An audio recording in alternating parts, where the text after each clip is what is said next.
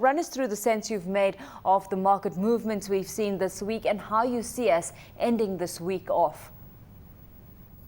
Thank you, Alishia. This week has been a very interesting week. Several economic indicators have been released.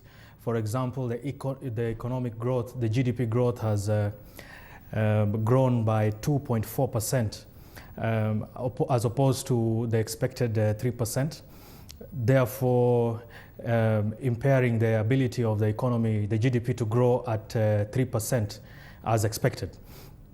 Agriculture, of course, is the main culprit of reducing the growth rate, but tourism numbers have begun to increase.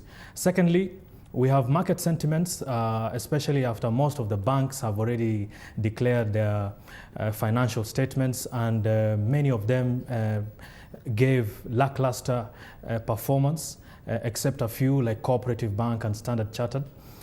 Therefore, with these market sentiments seeping into the market, we find that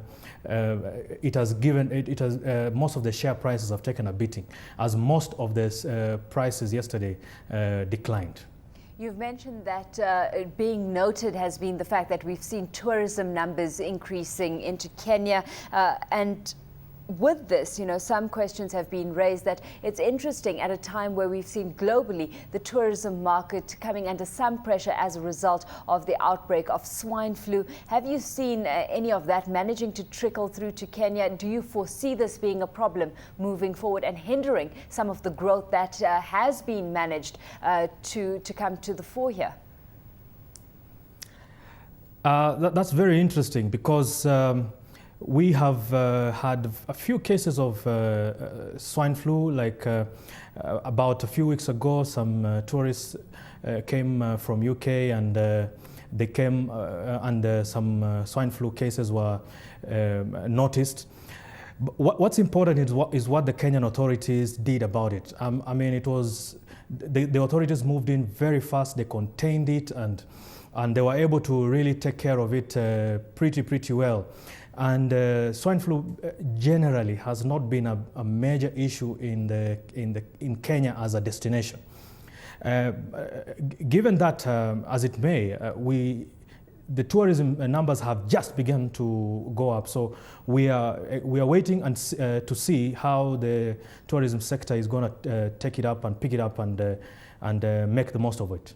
With this coming to the fore here, how have your tourism stocks reacted? And I'm talking about the likes of TP, Serena, and of course Kenya Airways as well. Have you seen these stocks starting to gain some momentum in tandem with this news that's filtered through?